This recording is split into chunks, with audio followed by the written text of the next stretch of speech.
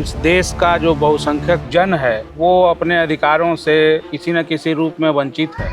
ज़्यादातर कलाकार जो हैं लोग के वो श्रमिक वर्ग से हैं, मेहनतकश हैं। एक लोग कलाकार अपनी कला का प्रदर्शन करके शाम को जाए घर जब, तो कम से कम वो अपने परिवार के लिए सब्जी का इंतजाम तो कर ले। बहुत बड़े बड़े घरानों के शौकिया लोग आजकल लोग कलाकार हो गए हैं। नमस्कार।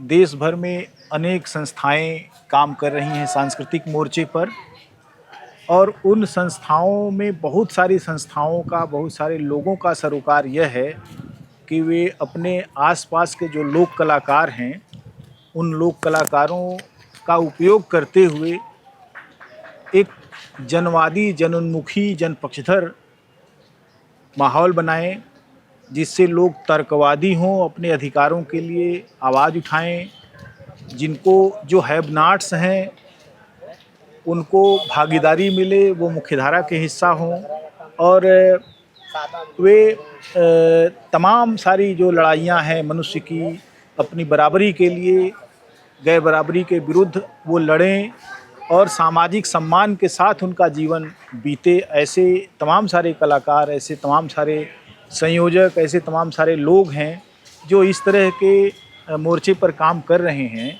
इसी तरीके के एक व्यक्तित्व से आज हम मिलेंगे। उनका नाम बैजनाथ गंवार है। असली नाम तो शायद बैजनाथ यादव है, लेकिन उन्होंने अपने नाम के आगे गंवार लिख लिया है। क्यों लिखा, इसके बारे में हम प्रश्न करेंगे। वे पेशे से अध्यापक हैं और खाली समय में वे गीत संगीत को और लोक कला, प्रदर्शनकारी कलाओं को अपना समय देते हैं। वे आजमगढ़ इप्टा के सक्रिय सदस्य हैं, पदाधिकारी हैं। तो आइए हम उनसे मुखातिब होते हैं। बैजनाथ जी, आपका बहुत बहुत स्वागत है। जी नमस्ते। सबसे पहला सवाल तो यही है कि आपका जन्म और शिक्षा दीक्षा कहाँ हुई, और आपने अपने नाम के आगे जो उपनाम लगाया गंवार, वो क्यों लगाया? उससे क्या आप माने जाहिर करना चाहते हैं? जी, मैं आजमगढ़ में ही अपने गांव में मेरा जन्म हुआ। हरैया ब्लॉक का हरैया गांव है, और इंटरमीडिएट तक की शिक्षा गांव के आसपास, गांव में ही हाई स्कूल तक, फिर मालटारी इंटर कॉलेज से, एग्रीकल्चर से इंटरमीडिएट, चंडेसर डिग्री कॉलेज है, वहां से बीएससी एजी, एमएससी एजी। बाद में मालटारी डिग्री कॉलेज से वहीं से बीएड किया और अध्यापक हो गया। रही बात कि मैं अपने नाम के आगे गंवार क्यों लगाता हूँ, तो मुझे लगता है कि इस देश का जो बहुसंख्यक जन है वो अपने अधिकारों से किसी न किसी रूप में वंचित है। उसको जानबूझ के वंचित किया गया है। येन केन प्रकारेण, तमाम तरह के लोक लुभावन चीज़ों से, या चाहे जैसे भी बहुत सारे उसके तौर तरीके हैं जिनसे उसको वंचित किया गया है। शिक्षा से वंचित है, नौकरी से वंचित है, तमाम सुविधाओं से वंचित है। तो वहीं से एक बात आती है, गांव लोग अक्सर कहते हैं कि गंवारे हवा का, माने लोग तो गंवार को किसी को भी कह देते हैं कि गंवार है। गंवार है माने वो नासमझ है। तो मुझे लगता है कि इतना बड़ा समूह, इतना बड़ा समाज, भारत गांवों का देश है, और 21वीं सदी में, 22वीं सदी में हम पहुंच रहे हैं, और आज भी मूलभूत सुविधाओं से हम लगभग वंचित हैं। कुछ काम हो रहा है, हुआ है, जिस रफ्तार से दुनिया, बाकी की देश दुनिया बदल रही है, उस रफ्तार से हम नहीं बदले। तो मुझे लगा कि यह नाम ठीक है। दूसरा यह भी है कि मैं गांव में पैदा हुआ, गांव में पला बढ़ा, और आज भी गांव में ही रहता हूं। तो गंवार का एक अर्थ ये भी है कि गांव में रहने वाला, गांव वाला। क्योंकि मैं गांव वाला हूं, इसलिए भी गंवार कहता हूं खुद को। आपके परिवार में उपनाम का बड़ा चलन है। जी जी। आपके पिताजी एक लोक कवि हैं जी और उनका नाम भी बाले दिन बेसहारा है। जी जी। उन्होंने अपना नाम बेसहारा क्यों रख दिया, आपको कभी बताया? नहीं, मैंने अब ये सवाल नहीं किया। अब ये तो कभी आप उनसे बात करेंगे तो पूछेंगे। जैसे हमारे यहाँ काफ़ी लोक से जुड़ाव रहा है, हमारे पिताजी के बड़े भाई जो इंटर कॉलेज में प्रवक्ता थे, अब रिटायर हो गए हैं वाइस प्रिंसिपल से, बलिराम यादव, वो अपने नाम के आगे अनपढ़ लगाते रहे हैं। वो कभी मंच पर नहीं गए, पर ढेर सारा लोग के लिए उन्होंने नाटक लिखे। हम लोग गिट्टा में नाटक उनके करते आए हैं। बहुत सारे जनवादी गीत लिखे उन्होंने, उनके लिखे हुए गीत हम लोग गिट्टा में बहुत गाए हैं। तो वो अपने को अनपढ़ लिखते थे। पिताजी बेसहारा लिखते हैं। हमारे बड़े पिताजी के लड़के हैं अमरनाथ यादव, वो खजुवट लिखते हैं। अपना नाम उन्होंने खजुवट रखा है। उनकी एक दोहा की अमर अटसई नाम से 800 दोहों का संकलन उनका स्वरचित है, पुस्तक छपी हुई है। तो साहित्य से और लोक से हमारे परिवार का नाता रहा है, पहले से जुड़ा हुआ है। इसलिए सब लोगों ने अपने अपने लिए जो है एक हाँ, नाम वो चुना और वही काम करते बताएं रहे। तो ज़्यादा अच्छा है जो जिन्होंने रखा है। जी आपके परिवार में एक पीढ़ी पहले से ही एक सांस्कृतिक चेतना थी। जी। आप जो है जब उसमें आए तो किन चीज़ों ने आपको आकर्षित किया? एक पीढ़ी कहें बल्कि दो पीढ़ी कहें। मेरे ग्रैंडफादर जो थे बाबा जी, वो सिंगापुर गए थे रोजी रोटी के लिए, और जब सुभाष चंद्र बोस जी ने वहाँ INA का गठन किया तो वो उसमें शामिल हो गए नौकरी छोड़ के, और वहाँ की गुप्तचर शाखा में थे। जिस युद्ध में उन्होंने बर्मा और इंडोनेशिया में जो लड़ाइयाँ हुई और INA लड़ा, वहाँ पे वो 5 लोगों के साथ आगे आगे चलते थे। मैं जब छोटा था, बहुत छोटा था, और बाबा जी घर पे थे, जीवित थे, तो मैं उनके शाम को एक हम लोग की आदत थी कि बुज़ुर्गों के पैर की मालिश करनी है, पैर में उनके तकलीफ़ रहती थी, तो मैं उनका पाँव दबाता था या उनके बगल में बैठता था। तो मैं उनसे कहता था कि मुझे कोई कहानी सुनाइए, कुछ बताइए आप कब। तो जो उस वक्त वो बताते थे, वो तब तो उतना समझ में नहीं आया जब क्योंकि मैं छोटा था, पर अब मेरी समझ में आया है कि बाबा जी के ज़माने से ही हम लोग हमारा परिवार जो है वो प्रगतिशीलता की ओर, स्वतंत्रता की ओर तभी से चल पड़ा था। बर्मा की जेल में बंद भी हुए थे बाबा जी, और उनका नाम स्वर्गीय जगदेव यादव, स्वतंत्रता संग्राम सेनानी थे। जी। तो आपने जो शुरुआत की तो किस विधा में शुरुआत की? आप आज इप्टा में लोक प्रदर्शनकारी कलाओं का एक संगठन आपके पास है। जी। तो किस तरीके से आपकी शुरुआत हुई और क्या आपने चुना?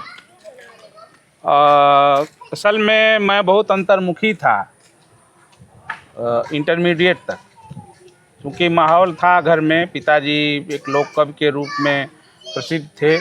तमाम बिरहा के कलाकार मुंबई से, कलकत्ता से, बनारस से, यहाँ वहाँ से घर पे गाना लेने के लिए, पिताजी से मिलने के लिए आते थे। उन कलाकार लोगों को पानी पिलाने का काम बचपन से ही मेरा था। तो कहीं ना कहीं उधर फिर कवि सम्मेलन वगैरह होते थे तो मैं सुनने जाता था। पिताजी कराते रहे हैं बहुत दिन से अपने इलाके में, लेकिन मैं अंतर्मुखी था। जब मैं चंडेसर डिग्री कॉलेज आया पढ़ने के लिए, तो 2 घटनाएं एक साथ हुई। एक तो हम लोग NSS ज्वाइन किए, तो थोड़ा वहाँ NSS में जो चीज़ें सिखाई जाती हैं वहाँ खुले, एक मंच मिला और वहाँ शुरू किया। दूसरा ये हुआ कि आजमगढ़ की छोटी रेल लाइन का आंदोलन चला हमारे गुरु हरमंदिर पांडे जी के नेतृत्व में, और उसमें CK जाफर शरीफ साहब रेल मंत्री थे, मऊ आना था उनको। उसी दिन फरिया में एक बड़ा आंदोलन हुआ, हज़ारों लोगों ने रेल रोकी, लाठीचार्ज हुआ और पांडे जी घायल होकर के सदर हॉस्पिटल आ गए। तो जब पांडे जी सदर हॉस्पिटल आ गए आजमगढ़, तो मैं वहाँ से बगल में ही रहता था।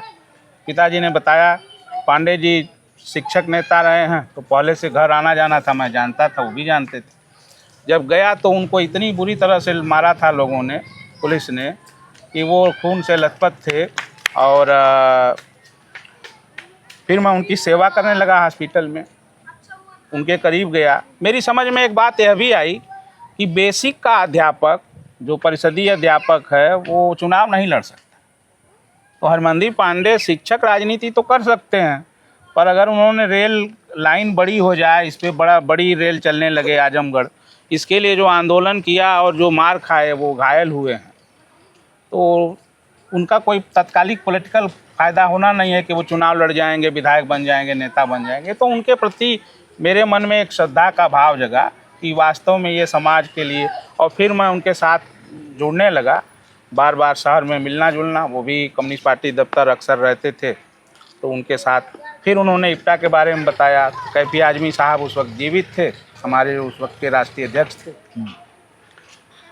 तो उनकी उपस्थिति में खुद कैफी आए, शहर के 20-25 और लोग आए और इप्टा का पुनर्गठन हुआ। एक बार इप्टा यहाँ 85-86 के दौर में बना था, लेकिन चल नहीं पाया था, ख़त्म हो गया था। तो फिर से 1996 में हम लोगों ने उसको पुनर्गठित किया। शुरू तो वो 93 में ही हो गया था, लेकिन उसको एक व्यवस्थित ढंग से 96 में हम लोगों ने किया। कैफी साहब की उपस्थिति में मैं इप्टा में शामिल हुआ और उन कैफी आजमी ने एक बात कही।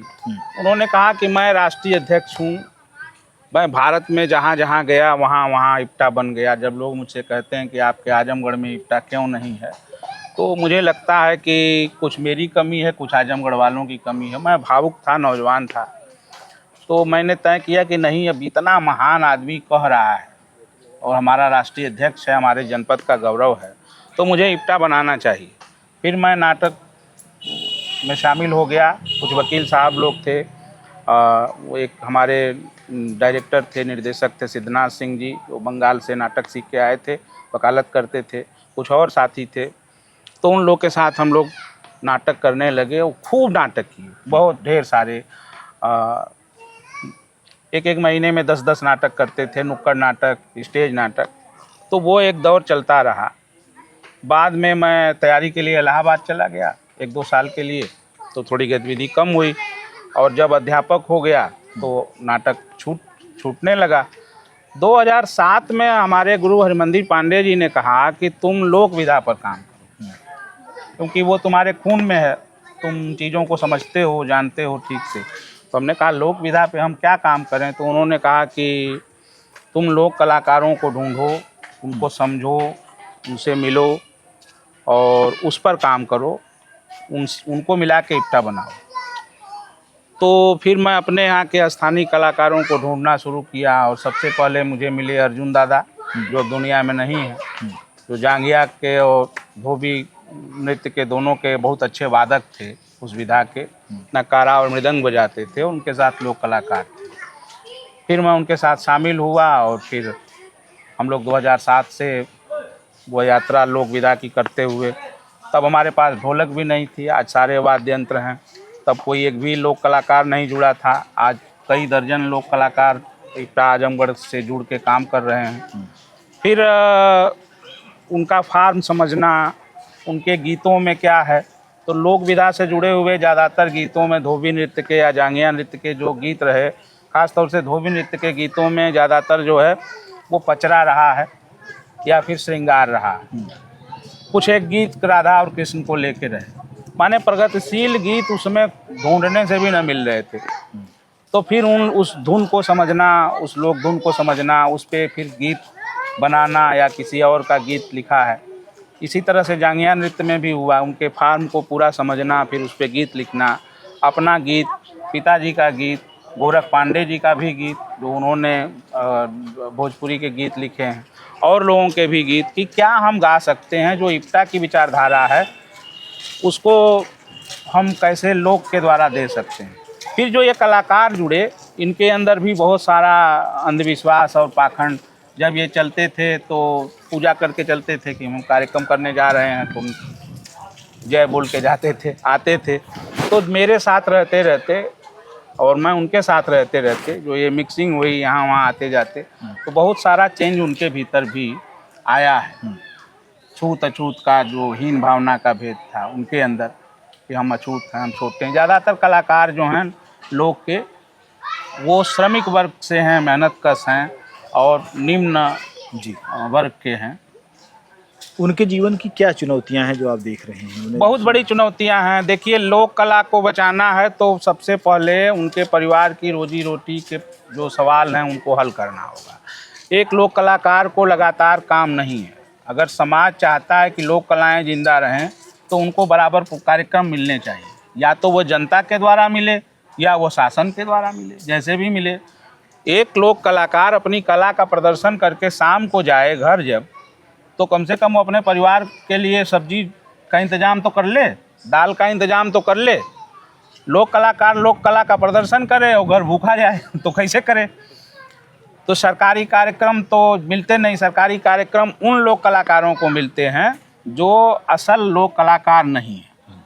बहुत बड़े बड़े घरानों के शौकिया लोग आजकल लोक कलाकार हो गए हैं, जिनका लोक से न लोक में उठना है न लोक में, लोक मतलब आम जन की जो दुख है, जो पीड़ा है, तकलीफ़ है, जिसको नहीं जानता और वो रंगा सियार साबित होता है। तो ऐसे लोक कलाकारों को मंच मिल रहा है।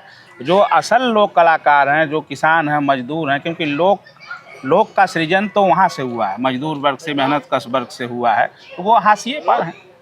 जिस तरह से वर्ण व्यवस्था में वो चीज़ें जो हैं वो बहुत सारी गड़बड़ हैं, उसी तरह से संगीत में, उसी तरह से साहित्य में भी चीज़ें गड़बड़ हैं।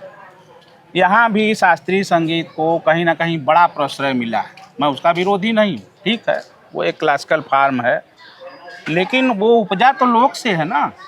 तो लोक का क्या है? अब तो रेडियो भी बंद हो गया साहब जी, और रेडियो बंद हो गया। नहीं तो रेडियो पे आज से 10 साल 20 साल पहले जब रेडियो लोग सुनते थे तो उस पर कुल मिला के दिन भर का आधे घंटे, माने 7 मिनट, कभी 4 मिनट, कभी 5 मिनट के लोकगीत आते थे। एक बार दोपहर में, एक बार शाम में, एक आध बार कृषि जगत में आते थे। मिला के 15-20 मिनट के लोकगीत का टाइम था।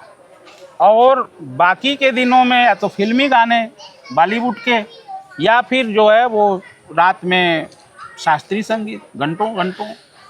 तो ये चीज़ें जो हैं, लोक कलाकार तो वहाँ से उसको वहाँ भी काम नहीं मिला। अब तो खैर सब बंद है, दूरदर्शन बंद है, रेडियो बंद है, घट रहा है, सब ख़त्म हो रहा है।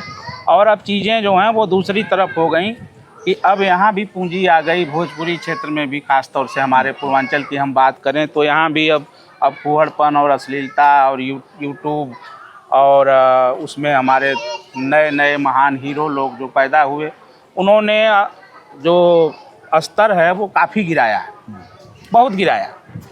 माने ये हालत हो गई कि लोग जो हैं वो भोजपुरी, कुछ लोग तो जो जनरली सतही कहने लगे कि भोजपुरी जो है वो बिल्कुल गंदी भाषा है, गंदी बोली, माने खारिज कर दिया था लोगों ने। लेकिन अभी भी भोजपुरी में तमाम काम हो रहा है। गोरख पांडे ने किया, नेहा राठौर गा रही हैं, हम लोग हैं, ऐसे बहुत सारे लोग हैं जो लगातार भोजपुरी में साफ़ सुथरा लिख रहे हैं, अच्छी चीज़ें देने की कोशिश कर रहे हैं।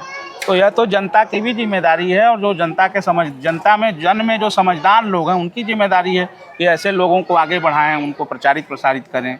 और वो जैसे आप आए, आप ना आते और आप बनारस से चल के आजमगढ़ ना आते, मुझसे बात ना करते, तो लोग मुझे कैसे? अच्छा, एक चीज़ बताइए कि जैसे कलाकारों को इतना आपने इकट्ठा किया, कलाकारों का जो पुराना अनुभव है जी, जिसमें वो रचे बसे, जिसमें आपने कहा कि इंटरेक्शन हुआ तो कुछ चीज़ें बदली भी, हाँ, तो उनके जो तौर तरीके हैं और जो नई परिस्थितियां हैं उसके अनुसार ढलने में उनको कितना आप ढालने में सफल हो पाए? मुझे लगता है कि काफ़ी तो नहीं कहूँगा, लेकिन कुछ हद तक मैं ज़रूर सफल हुआ हूँ कि उनकी सोच, क्योंकि सारा मामला तो सोच से जुड़ा हुआ है। जब सोच बदलेगी तभी बाकी चीज़ें बदलती हैं। तो उनकी सोच में परिवर्तन आया जब वो 2007 से आज 2024 में लगातार 14-15 साल हो गए काम करते हुए। तो उनके जो अनुभव हैं, अलग तरह के अनुभव हैं, वो जानते ही नहीं थे। वो तो जानते थे कि पूजा में बजाना गाना है या शादी विवाह में बजाना गाना है।